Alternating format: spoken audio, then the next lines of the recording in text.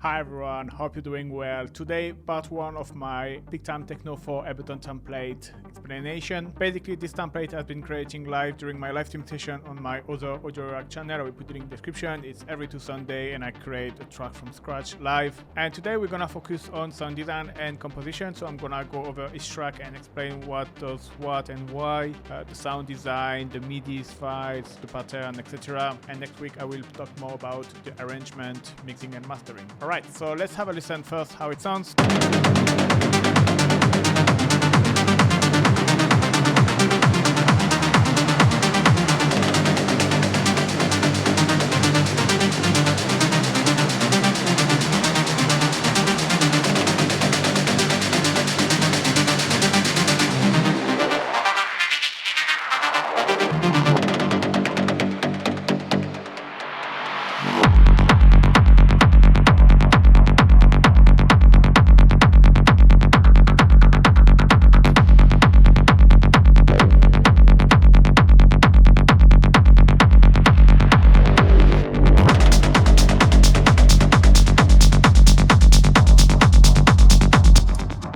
So there is quite a lot going on. First track is a sidechain track. It's just a 909 club I use to trigger my sidechain, and I use the code color here, so like this you can visualize a bit better. It's like every 8 bars, so it's kind of a visual support as well. You cannot hear it, it's on send only. And then let's start with the first track, which is the kick and the low end. I mean the part of the low end. So it's a 4/2 flow pattern, and the kick sound by default like this. Pretty good kick already, but sometimes I like to try to kind of change them a little bit, and I use overdrive first just to accentuate this mid, and then I use drum bass. So drum bass by default without even tweaking anything is gonna add some color, so sometimes it works, sometimes it doesn't.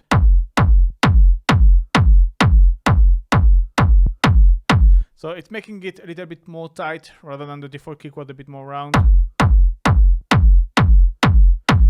So matter of taste, there is no good or bad way. And then I use rumble. So this is my kick verb rack. I'll put it in the description if you wanna find out more about it. It's just a rack that allowed me to quickly make a rumble. Here I used a delay to make the rumble. And you can see the volume is pretty low for now because we're gonna have another bass element. And this is really kind of more like a very low subby, low end. Getting groovy, but you will see later. Then I have this other rack I've made, which is called Kick Punch. By the way, other rack I mentioned, I will put it in the description if you want to find out more. All these racks are available for free on my YouTube channel. Each rack got a dedicated video where I explain it in detail, and you can grab the rack in the description of the related video for free. So this one is to add a bit of reverb to your kick. I know it might sound weird, especially like a reverb in the top end, but you can hear more and more nowadays kick drum with a bit of reverb. It's kind of make your kick breathe a little, put it into a space, or obviously you don't want to exaggerate it. It helps as well to cut through the mix. So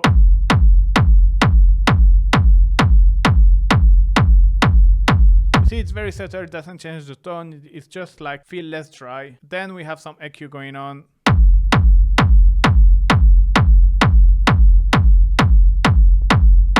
So here I have the low cut at 30 Hz, but I kind of boost, so it kind of making it a bit more boomy.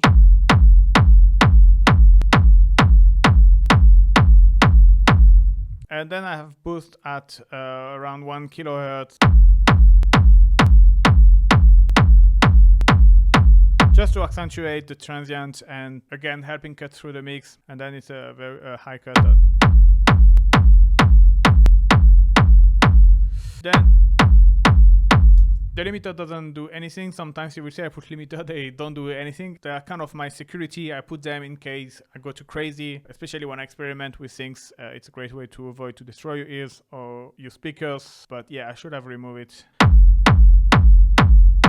And then utility to make sure everything under 120 Hz is in mono. And then you have some gain automation, but I will talk about this in the arrangement next week. All right, then we have the hats. So this is nothing crazy in terms of pattern. You will have here 4 different hats. You will have close-eye hat, open hat, and second open hat, which is a bit more groovier and driving. And then the classic ride. It's nothing crazy, classic things that work. Take the velocity, the close-eye hat. got the one offbeat stronger, kind of an accent. Then I have the open hat, gonna play just classic offbeat. And then I have this second open hat, which kind of out a bit like a shaker, if you can say so, which is a bit more driving. And then finally you will have the ride, which is kind of quite a noisy ride. So you have your close hi-hat, basically, which is a pretty straightforward pattern. Then you have your open hat, which is gonna add a bit of energy, but not too crazy, just to having this offbeat rhythm. Then I will introduce a second open hat, which is more of a driving effect. And then I will have the ride, which is really gonna add this extra energy later on the track. And yeah, one by one, close hi-hat, straightforward, extra energy with the open hat, driving effect with the second open hat, and really like very genetic rhythm with the ride on top. That's the classic thing that's always work. And with the kick drum,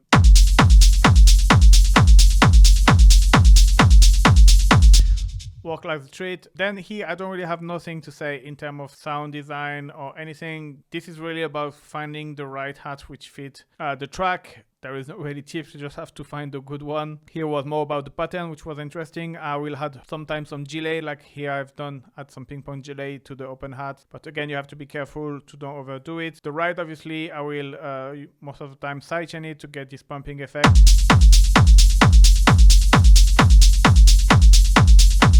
And yeah, all my hats are in this drum rack. Here again, there is a limiter, which is useless. I'm just gonna remove it. And then it's just a bit of reverb.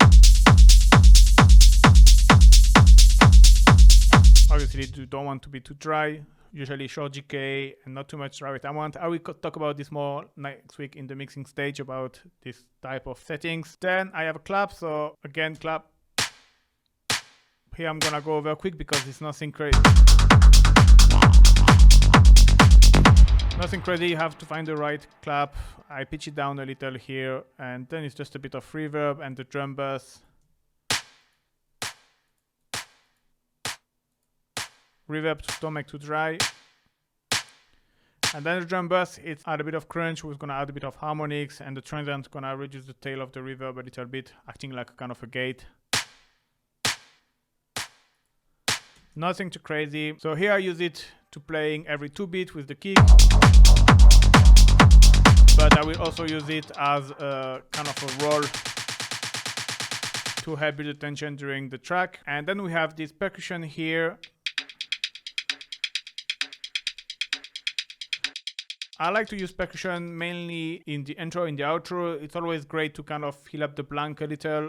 When you start a track, it doesn't feel too empty. It gives this grooviness. Later on in the track, I tend to don't use too much because obviously you have already so much other element coming. So I try to avoid. It's not always the case. Sometimes I will add in the second part of the chorus or to add some variation. But here I have too many elements already going on. So just keep for the intro, the pattern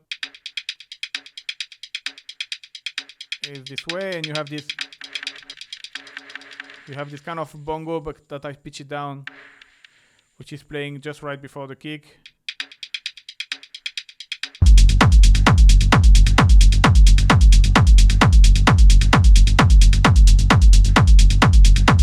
It's very subtle, but that's exactly what I wanted. So this kind of clicky percussion. When it's bongo, I pitch it down. Here there is a limiter, it's for a reason. It's just because this bongo had too much transient and I wanted to get rid of this transient. I didn't really need it to have something like super sharp, but it was obviously making my level go crazy. So that's why I kind of reduce that. It's just on the bongo, it's not on the percussion. And then it's heavily filtered and some delay. This is great, obviously, to have a more kind of a minimalist percussion.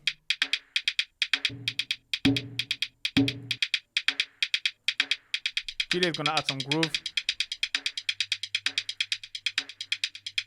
Then obviously you have to work the delay time and the pattern you create together because one's gonna influence the other a lot. So it's just about tweaking and finding what sounds good. Usually having at least one offbeat works well. And yeah, then we got our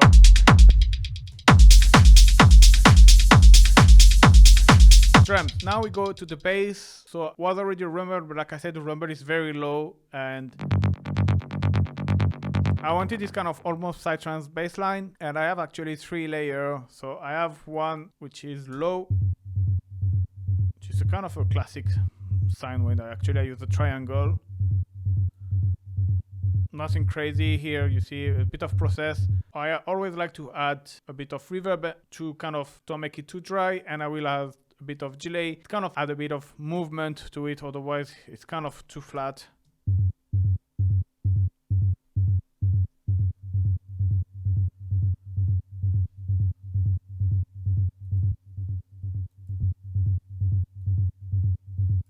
And then I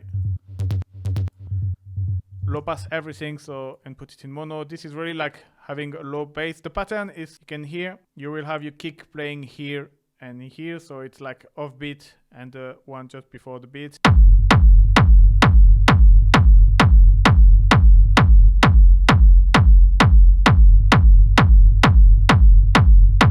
Work really well with the rumble. So now I wanted as well a bass line which was more playing in the mid high. So it's kind of the same pattern, that except that I have one there which were not, which are playing a lower velocity. And here the idea was to have like a kind of a richer signal, but that you're still gonna low pass obviously because you don't want something too in the high. I use a sawtooth waveform. You see with the unison is great because it adds some harmonics, adds some stereo, it adds some kind of a chorus vibe, and obviously I low pass filter. I just modulate the filter a little bit, make it a bit percussive, but it's gonna be anyway low passed even after.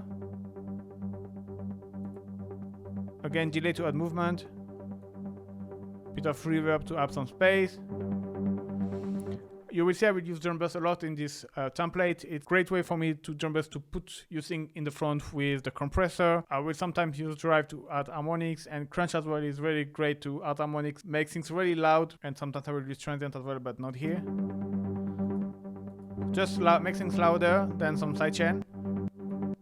Alright, and then you want to low pass a little bit because obviously I call it bass high, but you don't want something too high. You want something still in the low mid. So I'm just gonna apply an EQ and you will hear how it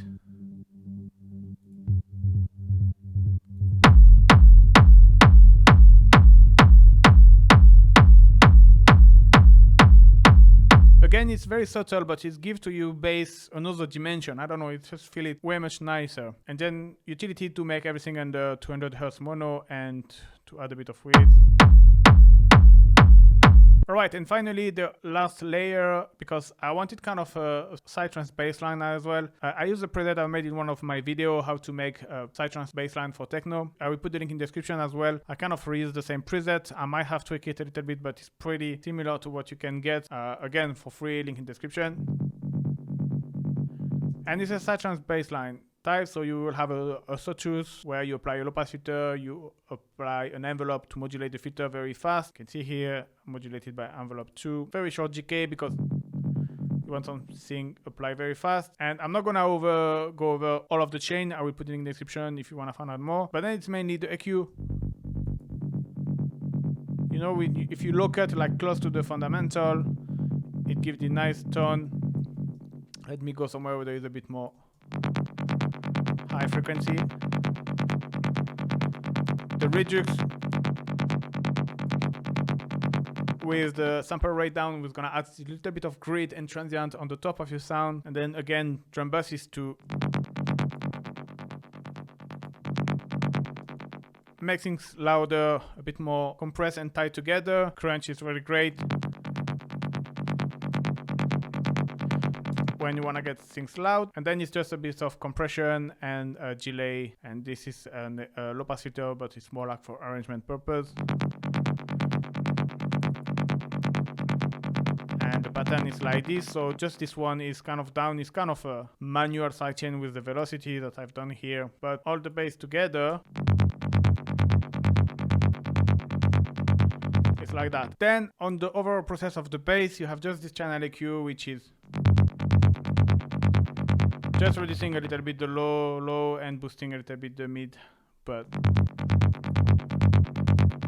nothing crazy. Then we move into the lead, so there is like kind of 3 lead, one more melodic like this one. It's in J minor and the pattern goes like this. So we start with G, the root, and then we go to D sharp, which is +8 semitone. Then we go to C, which is 4 +5, and then D, which is +7. And then the second part we start with H sharp, which is the 3rd minor, and then we go G, an octave upper, so G4, and then F, which is 10 semitone upper, and then back to D, which is the 5th +7. So in terms of sound design for this one, I've done something I like to do a lot. It's like recycling sound and preset that I've been using in the same project. So for example, this rack is exactly the same than the Sidechain bass I just talked about, and you can see similar effect, but what I'm doing usually is I'm tweaking it in the way that obviously you don't really recognize it's the same preset. The idea is that you start with a bass that you know that will probably already fit well the track. Here are a few things that you can do. For example, the first one was a kind of a bass sound. You can like reuse the same sound, maybe play in the higher note and then start to tweak it a little bit, so this way both sound will kind of sound good together. Here I've done a bit of changement. So you can see first I had the second oscillator that I pitched it down 12 semitone down, so it's a bit of detune, which is give this detune effect. Obviously you can hear that it's playing at a higher note, but the preset is the same. There is also this subtle LFO modulation, see 11% on the filter, which adds a bit of movement.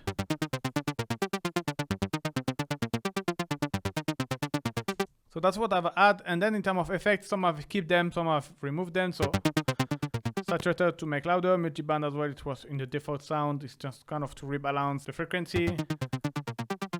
You had this as well, EQ and boost as well in the original one. Saturator again to make things louder, reduce to add the transient.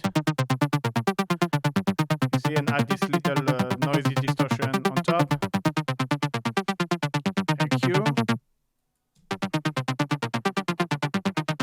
Then might have a bit of delay. Here with the delay, I like to use the offset. It's nice to add a bit more stereo to your ping pong delay.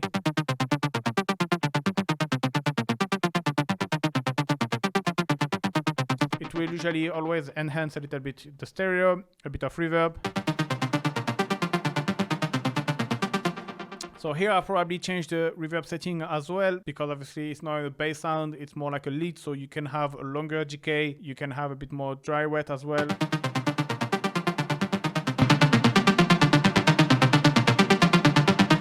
Here again, drum burst to make things straight up in your face with the compression, and you have the crunch to add some loudness.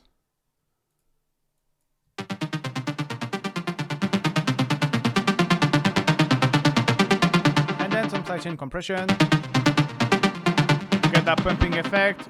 Then you have an EQ here, just is like for arrangement purpose, it's kind of a low pass filter, because the low pass filter here it's modulated, so you cannot really play around with, so that's why there is this EQ. It's just like arrangement to introduce, put the sound more in the front, in the back. Same with the gain, I'm gonna talk about it more next week. It's just like some volume automation that I've done for the break. And then it's another sidechain compression I will talk again about next week, because it's for mixing purpose. Basically what it means is, like, you can see the sidechain is from lead 2, so every time the lead 2 is gonna be playing, this lead 1, the sound's gonna be duck, so to leave space for lead 2. Then I have this lead 1 bis, which is exactly the same track, and it's just this part here, it's playing an octave upper, a little bit pluckier. I've done this here on the separate track because I needed to cut some sends, I needed to cut some stuff here in terms of volume to leave space to this one, so it was easier to have it on the separate track.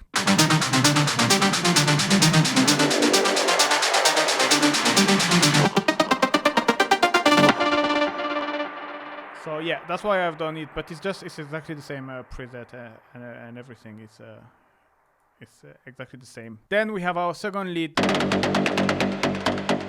So this I made a short a few months ago about how to make this kind of FM lead stuff. I actually reused this one. What happened originally is I have another lead who was kind of playing as well on top. Way much more melodic, very plucky. You can find it in the live stream. But I get bored and I found the melody too cheesy. And on the end I wanted like a more mono scent, like just one note a bit more metallic and percussive. Don't have another melody on top because you already have the lead one, which is pretty melodic. And so I said, let's try to use this FM stab preset, and I actually reuse it. I think it's more or less the same preset. Pretty easy sound. To do the main thing here is the FM. You see you have, without the FM you kind of have a classic square waveform, and then when you apply FM, obviously because it's FM, depending which note you play on your keyboard, it can vary a lot, but playing G works well. And again, to make it very percussive and very sharp, great way is to use the low pass filter that you're gonna bring down, and you're gonna modulate this low pass filter with an envelope to open the filter very fast. This way you get just the mid-high transient of your sound, and you get this nice percussive and sharp sound. So obviously you need your envelope to have no sustain and quite a short decay. If you feel it's missing still some transient, you can add an envelope modulation on the pitch of your sound. So here envelope 3 is modulating the pitch by 33 semitone. And the trick is to have a very short decay. So it's a very, very fast pitch envelope that will be just at the beginning of the sound, just for the transient. That's what's adding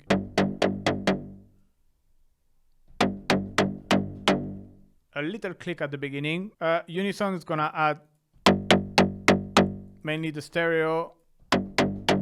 You see, you have just 2 voice and 30% amount, so it's just really more for the stereo than the unison detune effect. But yeah, then after it's just some saturation. Delay, it's a very short delay, not too long. The thing is, the pattern, you will see there is several notes playing one after the other, and there is some other sound playing after, so you don't want the delay to be too long to overlap with the following sound in your track. Reverb, quite a long reverb, 6. And then getting rid of the high because it's kind of too much. Just to kind of soften the sound a little bit, and then make sure the bass in under 200 Hz is in mono. And yeah, then the pattern is this kind of ratcheting effect. So you need to put your grid in 32 if you want to be able to see. And then already you have to play with the groove to see. So usually you will have like 32 notes, and then after it's like more like 116 notes, and then after 1/8, but obviously here it's a shift a little bit. And yeah, in the track you get this nice. Alright, and then after there is what I would say is kind of the lead tree. It's not really a lead, but you have all of these elements which are like in white. They are all like stab, so it's like very short sound that's gonna pop up in the track here and there. This is really great to add variation, because even though you have your same 8-bar loop going on, even though you don't have that much modulation, you will always have this sound popping up left, right, and these are very short sound. So some of them are longer than others, but in terms of pattern. So let me show you how they play together. You have this kind of acid stab. It's kind of stab which sound a little bit like the other, and then you have this SFX as well, which are kind of a stab. I put them in the SFX, but they are kind of stab as well. And this little short sharp sound playing here and there really add variation to your track. So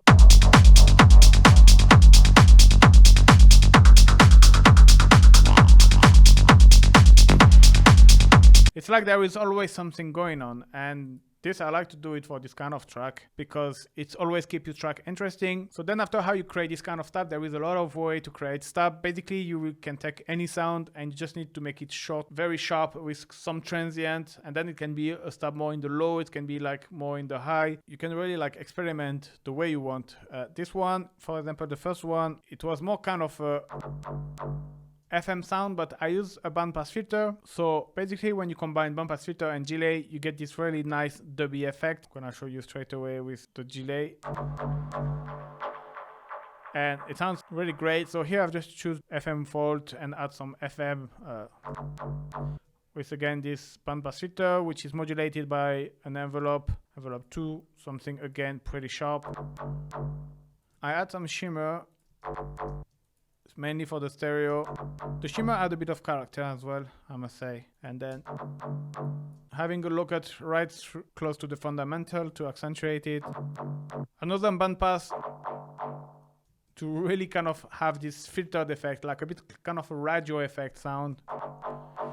Because this sounds amazing when you put it into a dub delay and some reverb. So for example, with this rack, this is my dub delay rack. I will put it in the description as well. It's a great rack I made for this kind of dub delay, for this kind of dub chord. I made it originally, but yeah. And then I just apply a low pass filter with the auto filter there, just to muffle the sound, to put it a little bit more in the background. I didn't want the sound to be too much in the front. And yeah, it sounds like this.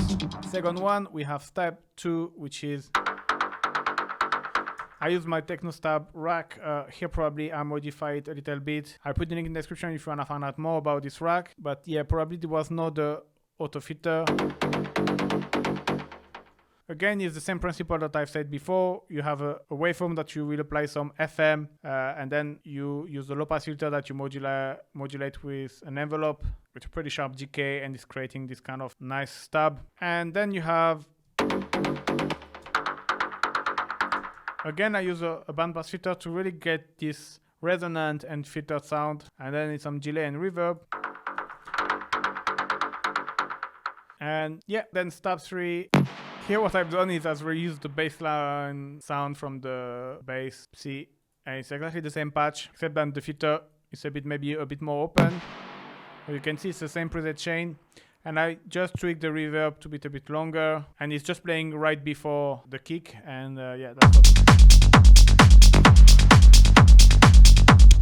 it's simple things like this that just make the track way much more interesting. Then I say, why not you try to have an acid sound as well, to have a popping here and there. You know, you don't want an acid bass line, but so here again I use a rack of mine which is called Acid Box. It's the second version. The first version of the Acid Box was more like kind of a classic percussive 303 sound. This is kind of a 303 sound, so you still have your sawtooth, so your square, and going into your high resonance filter to create this acid sound. But here I used the bandpass filter as well, and when you modulate this bandpass filter, it's kind of what creates this wow acid sound. I don't know how to explain it, but you can hear that it's like wow, and it's not like something percussive that it should be.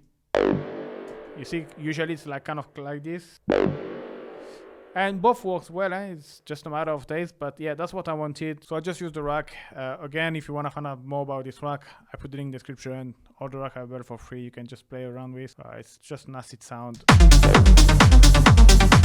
Alright, and this is all of our little elements here and there. So they played almost the whole track. They don't always play at the same position. It obviously depends first if the lead 2 is playing or not, but they usually kind of follow the same pattern. You will have this one playing first, and then this one, then this one, and then the acid one from time to time. It's depends. You can see here the length in between is different. And yeah, then we have this horn sound, which is kind of a psytrance style of sound. So you take your classic brassy horns techno sound, like usually sound like this, and here what I've done is I apply a high pass filter that I'm modulating to having this filtered. So you start high with a high pass filter, so you hear just the high frequency, and you go a bit more and more in the low frequency, and then go back in the high frequency. So that's how it's modulated here. So I didn't show the note because most of the time just one note, and most of the time is G, which is like the root of the sound. So here's G as well, but yeah, they all have a kind of pretty standard pattern, just playing here and there. So again, if you want to find out more about this track, I'm not gonna go again all over because we need another 10 minutes. But yeah, it's a horn sound. It's usually sawtooth or square waveform that you will apply a unison, and it's usually very stereo, and you play a low note, and it's creating this very brassy sound with a big envelope on it with sustain to the max. Filter, it's sometimes modulated. Here, this one was quite a bit of a weird one because it's already modulating. You can have LFO, but yeah. All right, then we have this pad here. Why I create this track is because, again, at the intro, you don't have that many elements, because obviously you're not going to put all of your elements in the same time. And so it's great to have this kind of element which kind of fill up the blank at the beginning that are not really relevant for the rest of the track, but they help the intro to set the mood and make your track a bit less empty. And here the idea with the pad is to have this constant melodic sound which is a bit more in the background, which is going to kind of set the mood And that's exactly what it does. So it's kind of a classic sound again. It's some sawtooth that you detune. You see the second oscillator is detune. Going through a low pass filter to kind of get rid of the two higher frequencies. You can hear some pitch modulation. It's done with the pitch bend. And then obviously it doesn't really sound like a pad. And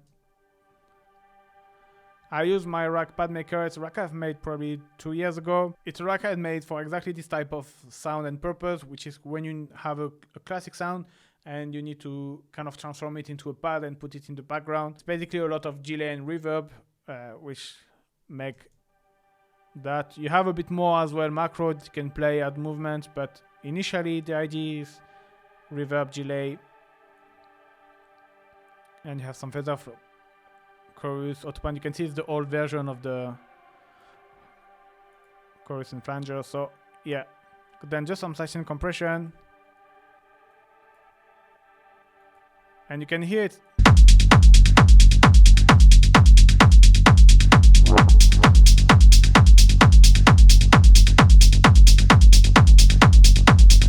Kind of somehow add some tension as well to your sound, so that's why I found it great to put it for this track. Then obviously when you are in the middle of the track here,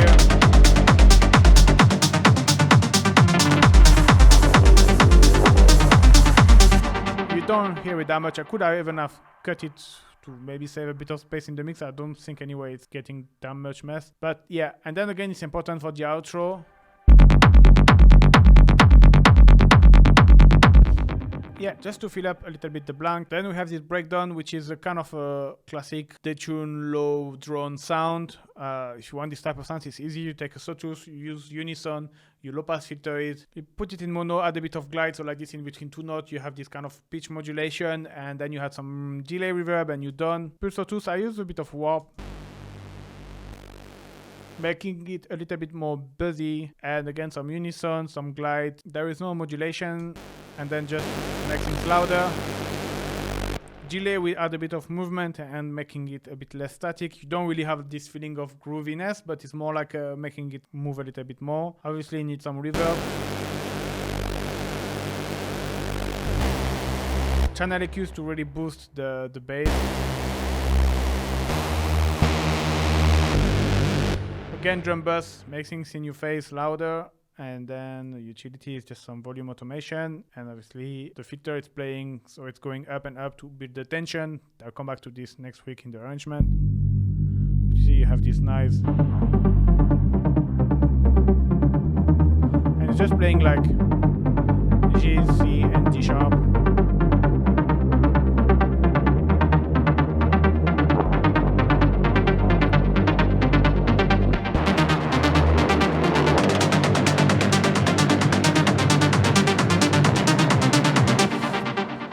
Simple, but work really well, especially with the lead one as well. It kind of adds some nice harmony to it. So then we have SFX. So you have three types of SFX. So for the SFX, I usually do always the same trick. I recycle sound again. So for example, here, I use it mainly first. I wanted something to introduce bassline here, so I needed SFX. So basically what I've done is I use the bass side, and I will usually duplicate it single, just one note. So just to have one hit. And then I will keep exactly the same sound, but I will add a lot of reverb to make it a very long sound. And then I will right click, freeze, and flatten, and you will get something that look like this, you see. And then you just have to reverse it, and you have your SFX. Something like that. So I've done exactly the same for SFX2. I think it's probably from, let me stab one maybe.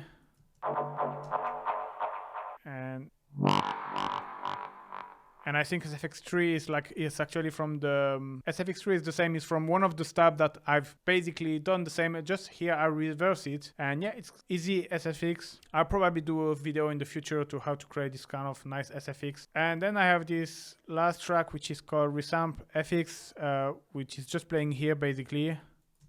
So here again, what I've done is I create a new track, I put it in resampling mode, and I resampled the whole track, this whole part here of the track, I resample it, and then I reverse it. So for example, if you take this clip, and let me put it a little bit longer, like it was originally, and you re-reverse, so like it was originally, you can listen that it's this part of the track. So yeah, you shorten, you reverse, and you get this kind of reverse FX, and that's what works really well here.